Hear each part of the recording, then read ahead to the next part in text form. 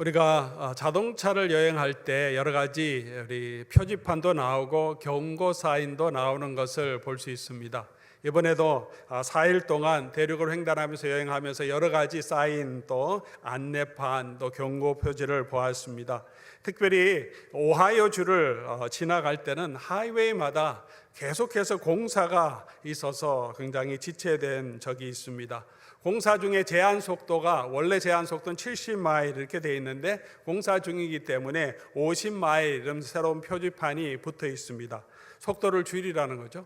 이 표지판과 함께 또 바로 옆에 붙어 있는 것이 공사 구간의 과속 적발 시 벌금이 2배 부과된다는 경고문이죠. 경고문까지 붙어 있었습니다. 안내 표지도 잘 따라야 합니다. 그래야 안전하게 또 정확하게 우리가 위치를 찾아갈 수 있습니다. 그러나 그보다 더 중요한 것은 이 경고 표지를 잘 보아야 합니다. 잘 따라야 하죠.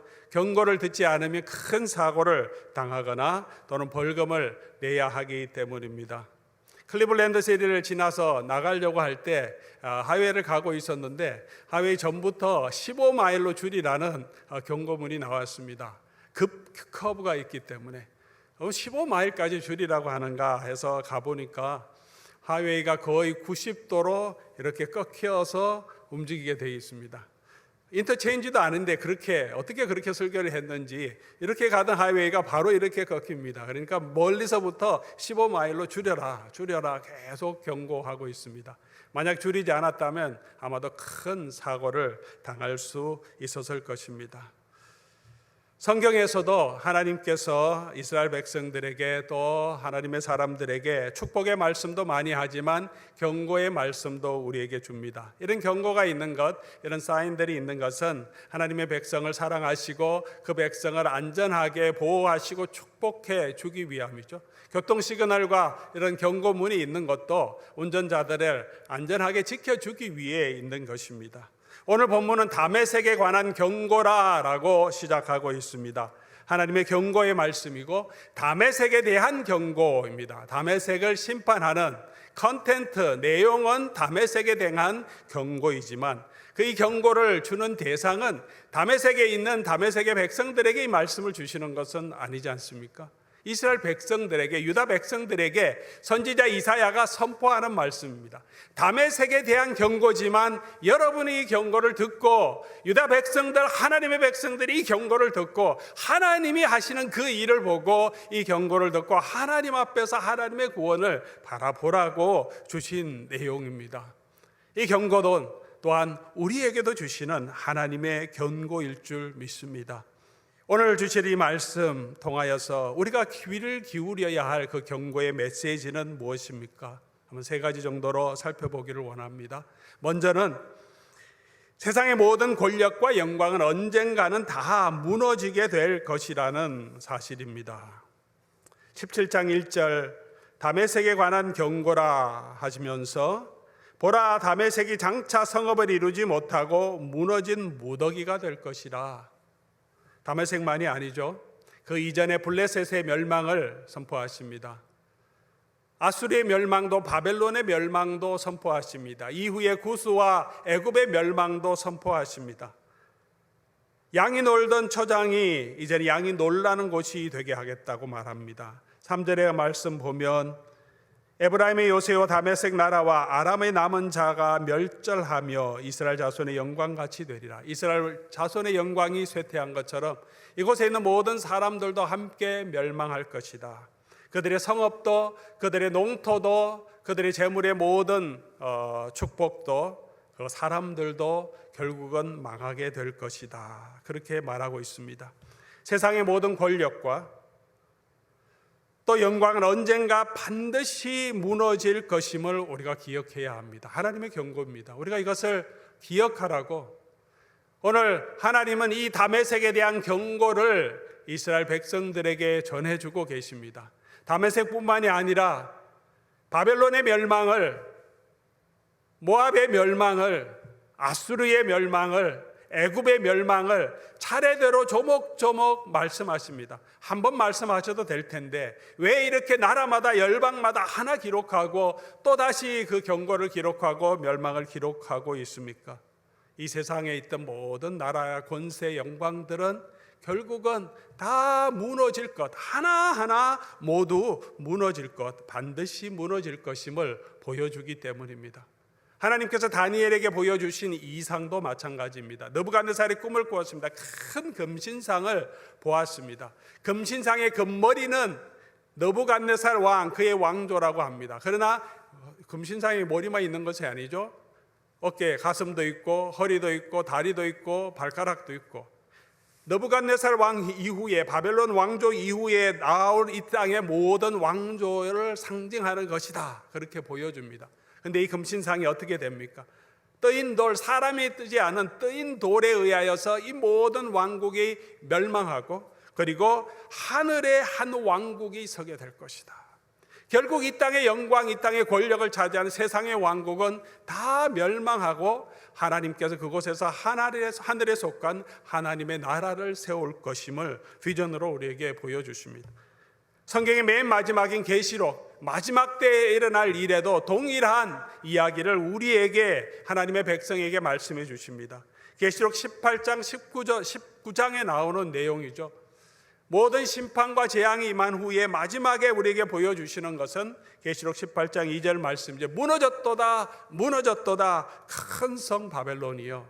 여기서 이 큰 성 바벨론은 로마 제국을 상징적으로 말합니다. 하지만 로마 제국만이 아니라 이 땅에 가장 영광스럽고 가장 파워풀한 권력에 있는 그런 제국, 이 땅의 나라들은 곧 멸망할 것이다. 18장 8절에 보면, 그러므로 하루 동안에 그 재앙들이 이르러 사망과 애통함과 흉년이라, 그가 또한 불에 살라지고 그 심판하신 주 하나님은 강하신 자임을 나타나게 될 것입니다. 하루 동안에 영원히 설 것 같던 이 세상의 모든 권력들이 하루아침에 완전히 무너지게 된다. 우리는 이렇게 말합니다. 인생이 성경에도 나오고 또 여러 가지 문학에도 나옵니다. 격언에도 나옵니다. 인생은 아침 이슬 같다, 안개 같다, 그렇게 빨리 지나가는 것이라고 말합니다. 제가 나이가 그렇게 많지 않지만 돌아보니 참 빨리 지나갔습니다. 이미 연세가 많으신 어르신들은 참 인생 너무나 쉽게 지나간다, 나도 저 박 목사 같은 때가 있었을 텐데, 그렇게 생각하시는 분도 계실 텐데, 벌써 이제는 기운도 없고 힘도 없고 이제 하나님 앞에 갈 그날을 바라보고 살아가시는 분, 돌아보면 너무나 짧고 아직도 청년 같은데 마음은, 세월은 이렇게 훅 지나간 것을 우리가 느낄 때가 얼마나 많습니까? 인생도 그렇게 짧은데 그 인생 가운데 우리가 누리고 우리가 즐기는 그 영광과 그 즐거움은 또 얼마나 가겠습니까? 우리의 건강 너무나 챙깁니다. 우리 건강이 얼마나 가며, 우리의 재물, 우리의 돈은 얼마나 가며, 우리가 가지고 있는 힘도, 우리가 추구하는 명예는 또 얼마나 가겠습니까? 9절 말씀, 오늘 이사야서 17장 9절 말씀 보니까, 그날의 견고한 성읍들이 옛적에 이스라엘 자손 앞에서 버림받은 것 같이 숯불 속의 처소, 숯불에 있는 움막같이 된다. 견고한 요새들이 움막같이 되고, 산 꼭대기에, 작은 산 꼭대기 처소같이 황폐하게 되겠다. 이것만 있으면 내 인생 정말 행복할 것 같고, 나를 받쳐주는 반석 같을 것인, 우리가 붙잡고 있는 이 세상의 모든 영광들은 이렇게 견고한 성읍 같은 것들이 한순간에 무너져서 작은 산 꼭대기의 처소 오막같이 보잘것없어질 것이라, 그렇게 말합니다. 사랑하는 우리 교우 여러분, 우리는 이렇게 무너질 것, 영원한 것이 아닌 허망한 것에 마음을 두지 말아야 한다는 이 하나님의 경고의 말씀을 다시 한번 귀를 기울여야 할 줄 압니다. 이것이 하나님께서 오늘 이 말씀을 통하여 우리에게 주시는 경고입니다. 오늘 우리는 무엇을 소망하며 무엇을 붙들고 살아가고 있습니까? 예수님께서도 경고의 말씀을 하십니다. 부자와 나사로의 비유를 설명하십니다. 우리가 잘 알고 있는 내용이죠. 세상에서 부유함을 추구하는 자들, 모든 사람이 그런 마음이 있죠. 그런 사람들에게 주시는 예수님의 경고입니다. 부자는 자색 옷을 입고 고운 옷을 입고 날마다 호화롭게 즐기면서 잔치하며 살았습니다. 아마 이것이 아메리칸 드림을 이룬 사람, 모든 사람의 꿈이 아니겠습니까? 좋은 옷을 입고 편안하게 호의롭게 잔치하며 살 수 있는 삶. 빨리 은퇴하고 이렇게 그냥 편안하게 즐거움 가운데서 내가 그냥 일하지 않고 인생을 즐기며 살아가는 그런 꿈을 꾸고 사는 사람이 얼마나 많습니까? 어떻게 보면 이보다 행복한 삶은 없을 것입니다. 그 당시에도 아마 이렇게 설명했을 때 누구나 꿈꾸는 와, 나도 저렇게 살았으면 좋겠다. 사람들이 모두 기대하는 그런 삶이었을 것입니다. 그의 잘못이 무엇입니까? 그가 불의를 행했다든가 나사로를 학대했다 그런 말도 없습니다. 그저 주어진 재물을 즐기면서 그의 환경 안에서 인생을 즐기며 만족하며 사는 것뿐입니다. 세상은 그래서 그를 유복한 것, 축복받은 자라고 말할지 모르겠습니다. 그러나 하나님은, 예수님은 그 사람의 그 삶을 복이라고 얘기하지 않는 것을 알 수 있습니다. 오히려 죄라고 말합니다. 그가 범한 죄가 뭡니까? 나사로를 학대했습니까? 나쁜 일을 했습니까? 그런 이야기가 없습니다. 그러나 그는 하나님을 의지하지 아니하고 자기가 가진 그 재물을 의지하고 그것을 즐기며 살았다는 거죠. 하나님을 인정하고 이 재물을 주신 하나님 앞에서 청지기적인 사명을 가지고 그 하나님의 뜻을, 사명을 따라서 살지 않았기 때문에 인생을 즐기며 만족하며 살았지만 그의 삶이 어떻게 되었습니까? 부자는 죽어서 음부의 고통에서 영원한 고통을 당한다라고 경고를 하고 있습니다. 불꽃 가운데서 손가락에 물 한 방울 찍어서 그 혀를 적시기를 원하지만 그것도 채워지지 않는 비참한 인생이 되었다라고 우리에게 하나님은, 예수님은 아주 심각한 경고를 하고 있습니다. 사랑하는 교우 여러분, 우리는 장차 멸망할 것들이 아니라 곧 무너질 것을 붙들고 그것이 없어서 아웅다웅하며 살아가고 있지는 않습니까? 그것을 더 얻으려고 지금도 발버둥 치며 애쓰며 땀 흘리며 수고하며 살아가고 있지는 않습니까? 때로는 그것을 더 달라고 하나님께 애원하면서 그것이 더 있는 인생이 참 축복의 인생인 것처럼 생각하며 나는 그 축복을 받지 못한 사람처럼 스스로 자괴감을 느끼며 한탄하며 서 있지는 않습니까? 사랑하는 성도 여러분, 그것이 다가 아니고 오늘 우리의 눈을 열어서, 우리의 생각이 열어서 하나님이 보여주시는 이 구원의 길을 볼 수 있기를 원합니다. 무너질 것이 아니라 무너지지 않을 것, 영원한 하나님의 나라의 소망을 두고 불심판에 다 타버릴 것들이 아니라 하나님 나라에도 견고하게 서게 될 그런 은과 금과 보석으로 우리의 집을 아름답게 세워가는 그런 은혜가 저와 여러분에게 있기를 주의 이름으로 간절히 소원합니다. 가끔 운전할 때 이 경고 표지판보다 더 무서운 것이 있습니다. 그것은 옆자리 아내의 잔소리입니다. 이 소리 무시했다가 엄청난 후폭풍이 있습니다. 그런데 놀라운 것은 우리 다 그것을 알지만 그럼에도 불구하고 그 소리 귀담아 듣는 남편들이 별로 없다는 것입니다. 얼마나 어리석은 자들입니까? 아는데 그래도 자기 생각대로 나갑니다. 그것은 그래도 지나갈 수 있습니다. 그러나 오늘 이 하나님의 경고, 다메섹에 대한 경고, 우리에게 주시는 예수님의 경고는 그럴 수도 있지 하고 지나갈 수 있는 문제가 아니죠. 우리 영혼의 문제, 영원한 삶의 문제입니다. 우리는 이런 어리석은 자가 되지 않기를, 사랑하는 성도 여러분, 우리는 지혜로운 자가 되기를 주의 이름으로 간절히 축원합니다. 두 번째 우리가 기억해야 될 것, 우리가 들어야 할 경고의 말씀은 이 무너지는 것, 이 세상에서 다 내려놓아야 할 이 세상의 영광에 무너지는 원인은 구원의 하나님을 버린 인간의 교만 때문이라는 것입니다. 10절 말씀 보면, 우리 10절 말씀 한번 찾아보겠습니다. 이는 내가 내 구원의 하나님을 잊어버리며 내 능력의 반석을 마음에 두지 아니한 까닭이라. 왜 이런 멸망을 받습니까? 모압 사람도 이스라엘 사람도 유다 사람도 마찬가지입니다. 내 구원의 하나님을 버려버렸습니다. 내 능력의 반석을 마음에 두지 않았습니다. 교만이 무엇입니까? 교만은 특별한 사람이 있는 것이 아닙니다. 하나님의 구원을 잊어버리고 하나님의 능력을 의지하지 않는 것이 교만입니다. 아무리 순해 보이고 성격이 좋아 보여도 구원자 하나님을 의지하지 않는 사람은 교만한 자입니다. 이 열방을 심판하는 그 원인을 하나님은 이 사람들의 마음의 교만이라고 계속해서 말합니다. 이사야서 13장 11절 말씀이죠.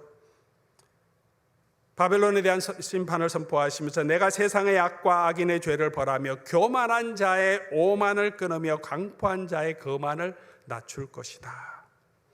모압에 대한 심판을 선포하시면서 이사야 16장 6절에 말씀하십니다. 우리가 모압의 교만을 들었다. 교만이 무엇입니까?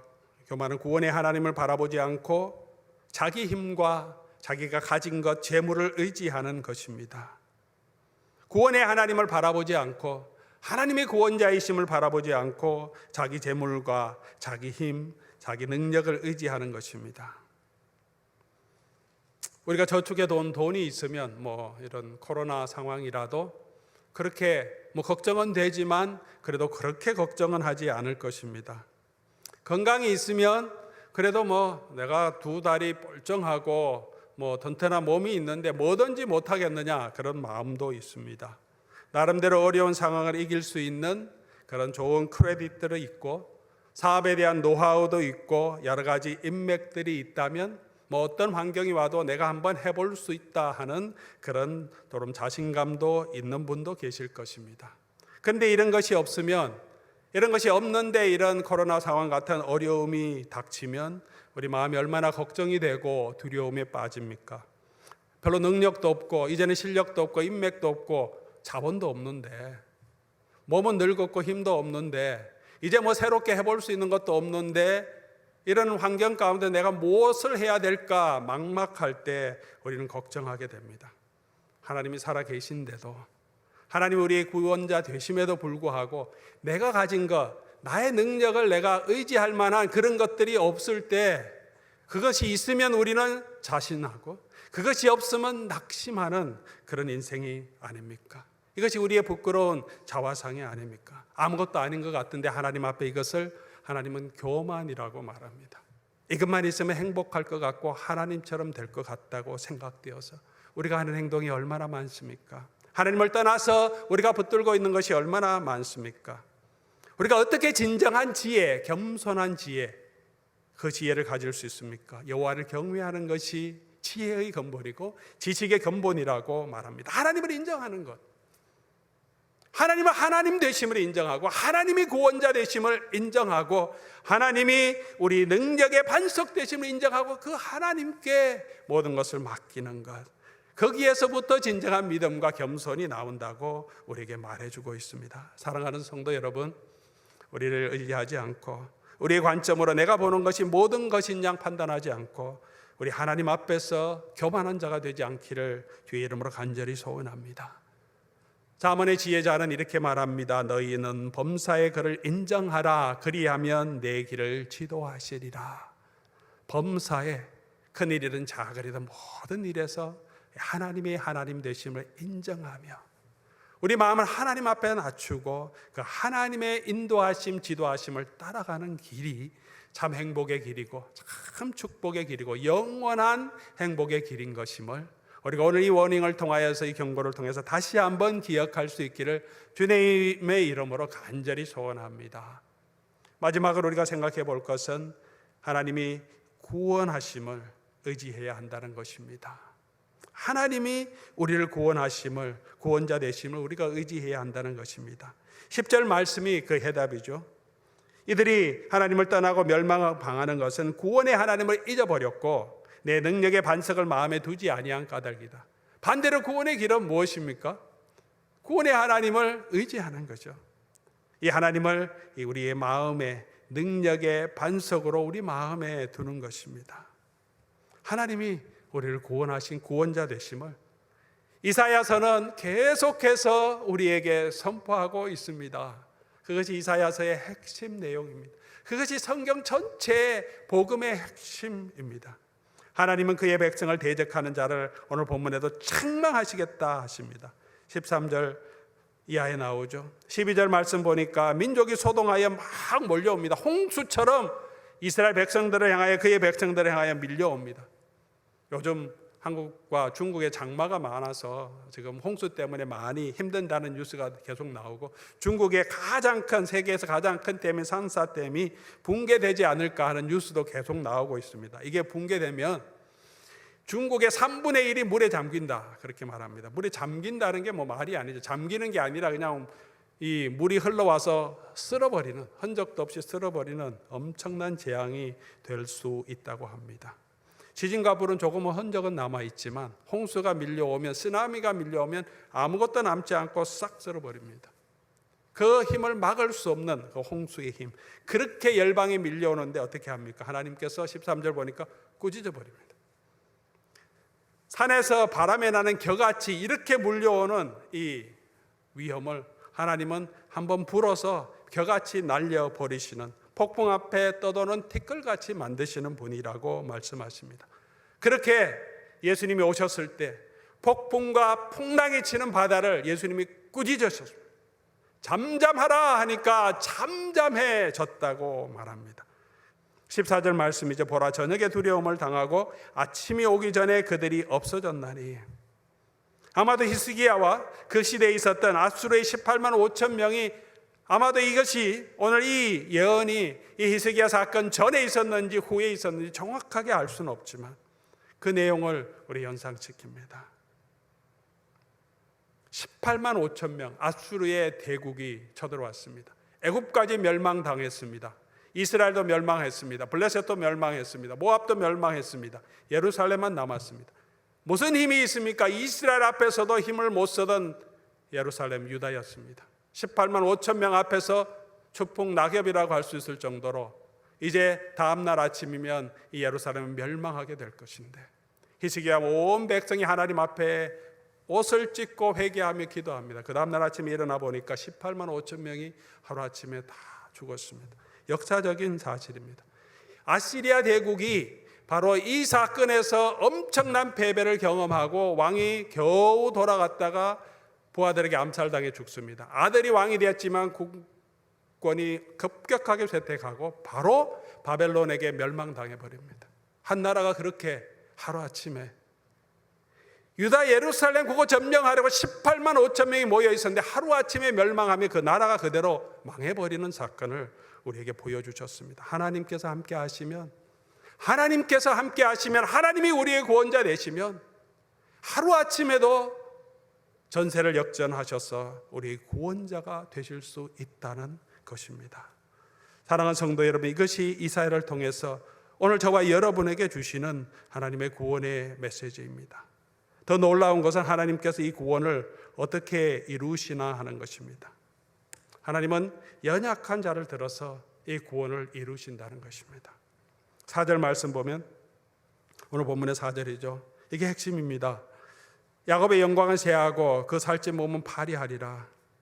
근데 그 모습이 어떠한지 5절 6절에 우리에게 말씀해 주고 있습니다. 그 모습은 추수하던 자가 곡식 거두고 가지고 있는데 그 손으로 이삭을 벤 것 같고, 손으로 이삭을 벤, 원래 칼로 베야 되죠. 그래야지 이삭이 이렇게 벼 집단이 이렇게 아름답게 되는데 손으로 막 뜯은 것 같아요. 보잘것없는 한 줌 손으로 뜯어서 들고 있는 이삭 같다는 것입니다. 또 한 가지 비유는 6절에 보니까 감람나무 열매가 많은데 다 떨어타는데 맨 꼭대기 한 2개 남았어요. 그것 떼기 힘드니까 그냥 놔두은 것, 나무 맨 마지막 각대기에 서너 개 남은 거 그냥 버려둔 그런 보잘것없는 것 같은 그런 자. 그러나 주 안에서 주울 것이 남으리라. 그렇게 남겨두시는 그 작은 그루터기, 이스라엘 이 땅에 남겨둔 그 작은 남겨진 자를 통해서 이새의 줄기에서 한 싹이 나온다. 이 줄기라는 것이 그냥 줄기라 표현한 것은 좀 적절한 이 헬라어, 이 히브리어 번역이 아니죠. 그루터기라고 하는 것이 더 많습니다. 스텀, 그루터기. 나무가 잘려서 그냥 넘어지고 그루터기밖에 없어요. 죽은 나무예요. 더 이상 소망이 없는데 그 그루터기에서 연한 싹이 하나 나옵니다. 그 연약한 곳에서 연한 싹이 나오고 그것이 평강의 왕이 될 것이고 영원한 하나님, 우리를 구원하시는 임마누엘이 될 것이라고 말합니다.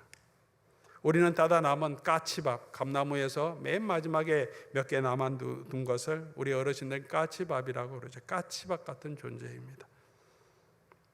이사야는 이런 이스라엘 백성들을 향하여, 하나님은 이런 이스라엘 백성들을 향하여 이사야를 통해서 지렁이 같은 야곱아라고 말합니다.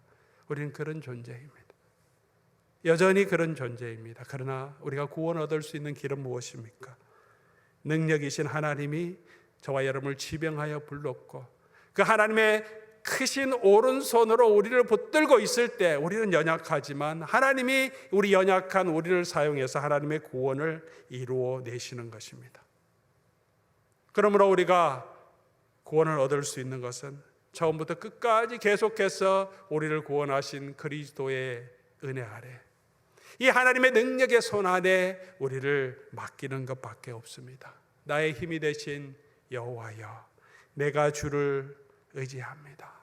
오늘도 우리는 이 고백을 하고 하나님 앞에 나아갈 수밖에 없습니다. 그러면 우리는 연약하지만 하나님께서 연약한 우리를 들어서 하나님의 영광을 나타내시고 하나님의 구원을 이 땅에 드러내실 것입니다. 우리의 능력이 아니라 하나님의 능력이 우리의 연약함을 통해서 나타나게 하시고 우리를 구원하시고 그 하나님의 영원한 처소에서 영원토록 그리스도와 함께 왕노릇하게 우리를 구원해 가실 것입니다.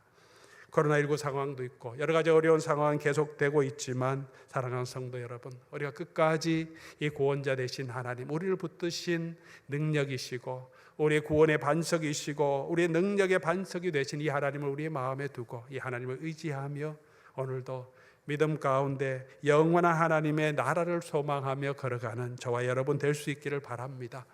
무너질 것 그거 바라보고 그거 추구하며 사는 것이 아니라 영원한 그 하나님의 나라를 소망하며 걸어가는 예수 그리스도를 닮아가고 따르는 제자로 설 수 있기를 주의 이름으로 간절히 소원합니다. 생명의